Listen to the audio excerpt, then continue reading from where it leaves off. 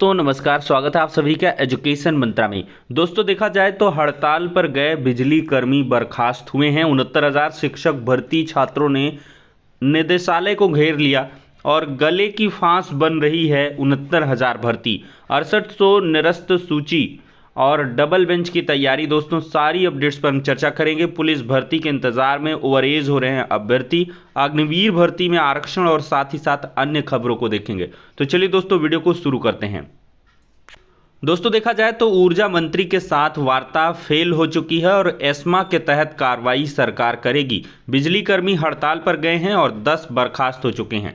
तो प्रदेश में 23 वर्षों बाद बिजली कर्मी गुरुवार रात 10 बजे से 72 घंटे की हड़ताल पर चले गए हैं।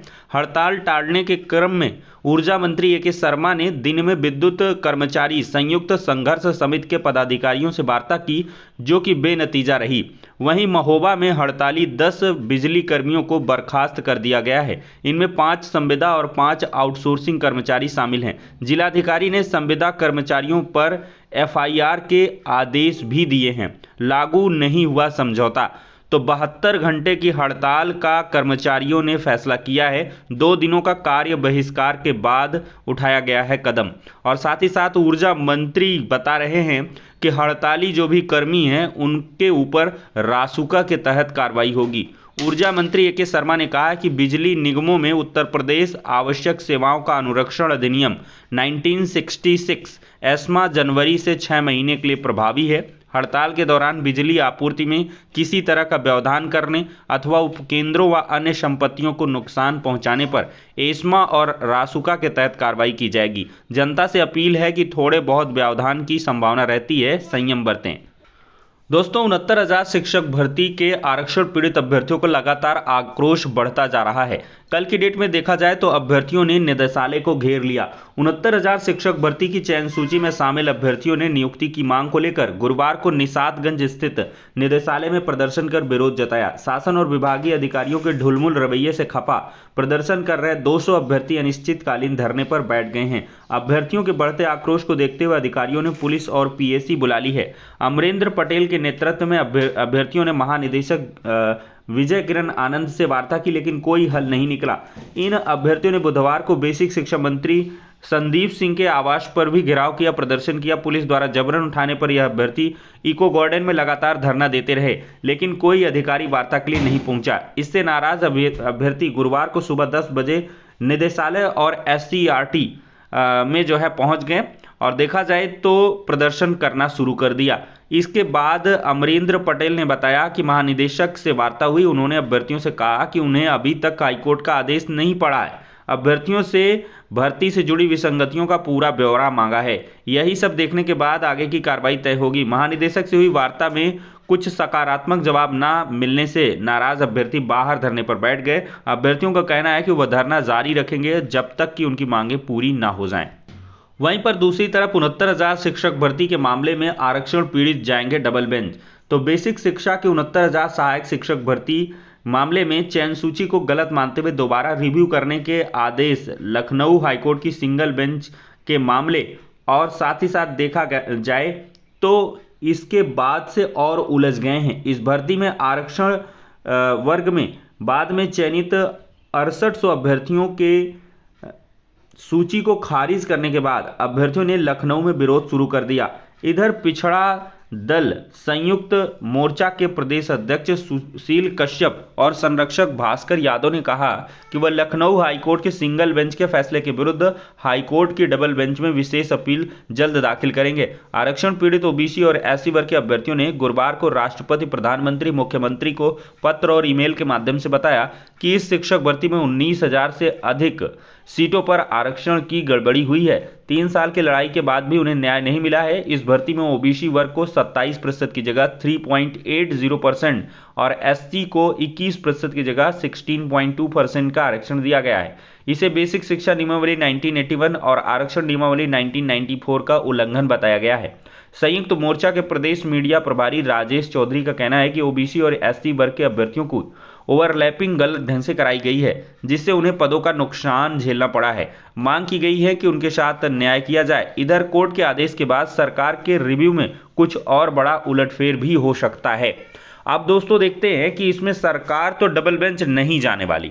अब डबल बेंच नहीं जा रही सरकार, तो सरकार के लिए ये गले की फांस बनी हुई है। एक जरूर बात है कि 6800 आरक्षण सूची जारी करने के बाद जो तमाम सारी अड़चनें आ रही थी, हाईकोर्ट में चैलेंजिंग हो गया था कि आपने 6800 की अतिरिक्त सूची कैसे जारी कर दी है, इसमें यूआर के कैंडिडेट्स को भी आपने कोई वेटेज नहीं दिया, और साथ ही साथ सिर्फ आरक्षित वर्ग के लिए 6800 आरक्षण सूची आपने डायरेक्टली निकाल दी।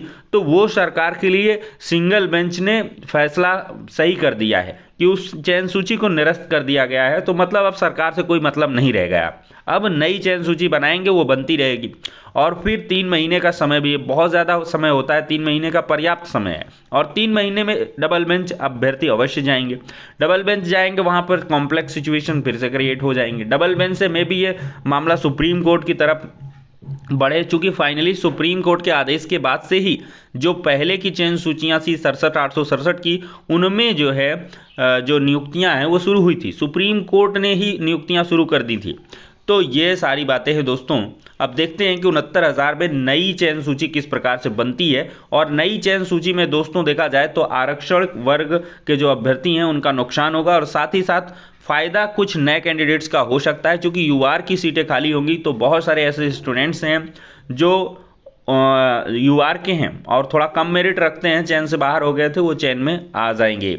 और साथ ही साथ आरक्षण के भी कुछ अभ्यर्थी जिनको जो है गलत ढंग से ओवरलैपिंग में नुकसान हुआ है, तो 6800 आरक्षण सूची के जो पहले जारी हुई थी उसके टॉप के कुछ अभ्यर्थी भी वहां पर सिलेक्ट हो सकते हैं। दोस्तों देखा जाए तो पुलिस भर्ती के इंतजार में ओवर एज हो रहे हैं प्रतियोगी छात्र। तो यूपी पुलिस में कांस्टेबल भर्ती के इंतजार में अभ्यर्थी ओवर एज हो रहे हैं। अभ्यर्थियों को 4 साल से इस भर्ती का इंतजार है। अमर उजाला की ओर से छोटा बगाड़ा स्थित सुजीत लाज में आयोजित संवाद कार्यक्रम यूथ अड्डा में प्रतियोगी छात्रों ने इस मुद्दे को प्रमुखता से उठाया। प्रतियोगियों का कहना है कि वर्ष 2019 के बाद से पुलिस कांस्टेबल की भर्ती नहीं हुई। दरोगा भर्ती तो हुई, लेकिन वह भ्रष्टाचार की भेंट चढ़ गई। आरोप लगाया गया है कि यूपी पुलिस कांस्टेबल पर 2 साल से छात्रों को गुमराह किया जा रहा है। भर्ती उत्तर प्रदेश पुलिस भर्ती और प्रोन्नत बोर्ड की ओर से नोटिफिकेशन जारी किया जाता है कि परीक्षा कराने के बाद कोई एजेंसी टेंडर लेने के लिए तैयार नहीं है। दोस्तों देखा जाए तो प्रदेश के हर प्राइमरी स्कूल धीरे धीरे एडवांस हो रहे हैं। हर प्राइमरी स्कूल में बिजली की सुविधा दी जाएगी। 1 लाख से ज़्यादा प्राइमरी जूनियर स्कूल यूपी में हैं। तो विजय किरण आनंद जी इसमें जो है इंटरेस्ट ले रहे हैं कि डिजिटलाइज्ड किया जाए, और साथ ही साथ हर स्कूल में पढ़ाई हो, और साथ ही साथ डिजिटल क्लास चलें, स्मार्ट कक्षाएं चलाएं, और साथ ही साथ इसके लिए बिजली बहुत ज़रूरी है। तो बिजली का कनेक्शन हर एक विद्यालय में दिया जा रहा है।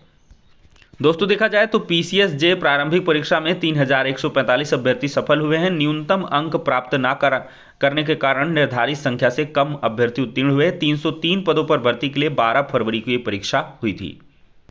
दोस्तों देखा जाए तो सीआईएसएफ में अग्निवीरों को 10% का आरक्षण मिलेगा। केंद्रीय गृह मंत्रालय ने गुरुवार को घोषणा की है कि केंद्रीय औद्योगिक सुरक्षा बल यानी कि सीआईएसएफ में भर्तियों में पूर्व अग्निवीरों को 10% का आरक्षण दिया जाएगा। एक सप्ताह पहले गृह मंत्रालय ने बीएसएफ में 10% आरक्षण देने की घोषणा की है। तो लगातार जो अग्निवीरों का आरक्षण है विभिन्न भर्ती संस्थानों में मिल रहा है। दोस्तों देखा जाए तो गार्गी कॉलेज में आवेदन कर सकते हैं 100 पोस्ट के लिए। सहायक प्रोफेसर के विभिन्न पद रिक्त हैं। 57,700 रुपये प्रति माह जो है वेतन मिलेगा। और देखा जाए तो चयनित अभ्यर्थियों को अन्य सामान्य भत्तों के अतिरिक्त 57,000 का जो प्रतिमाह वेतन है वो मिलेगा। अभ्यर्थी किसी मान्यता प्राप्त विश्वविद्यालय से संबंधित विषय में पोस्ट ग्रेजुएशन यूजीसी और सीएसआईआर द्वारा आयोजित नेट परीक्षा उत्तीर्ण किए हों, पीएचडी डिग्री हो, अन्य निर्धारित पात्रताएं हों तो आवेदन कर सकते हैं। उनकी शैक्षणिक योग्यता के आधार पर शॉर्टलिस्ट कर अभ्यर्थियों को चयन के लिए बुलाया जाएगा। अंतिम चयन साक्षात्कार के आधार पर होगा। विस्तृत जानकारी के लिए ऑफिशियल नोटिफिकेशन को जरूर देखें। 25 मार्च 2023 तक आधिकारिक वेबसाइट जो gargicollege.in है 500 रुपये आवेदन शुल्क के साथ विजिट कर सकते हैं। दोस्तों देखा जाए तो वानखड़े में ऑस्ट्रेलिया पर 16 साल से जीत का इंतजार है। 3 मैचों की एक दिवसीय श्रृंखला है, उसके पहले मुकाबले में आज हार्दिक संभालेंगे कमान। रोहित की अनुपस्थिति में गिल के साथ ईशान हो सकते हैं सलामी जोड़ीदार। तो 567 रन बनाए हैं इस साल खेले गए वानखड़े स्टेडियम में शुभमन गिल ने। तो शानदार लय में है ओपनर शुभमन, और देखा जाए तो टीम कुछ इस प्रकार से है और आज ये मैच आएगा। और देखा जाए तो टीम इंडिया का 6 वनडे से लगातार जो विजय पथ है वो चल रहा है। देखते हैं कि पथ को कंटिन्यू रख पाएंगे या कुछ दिक्कतें आएंगी। तो फिलहाल के लिए दोस्तों ये हो गया आज का वीडियो। पसंद आया हो तो लाइक एंड शेयर करें। नेक्स्ट वीडियो में मिलते हैं।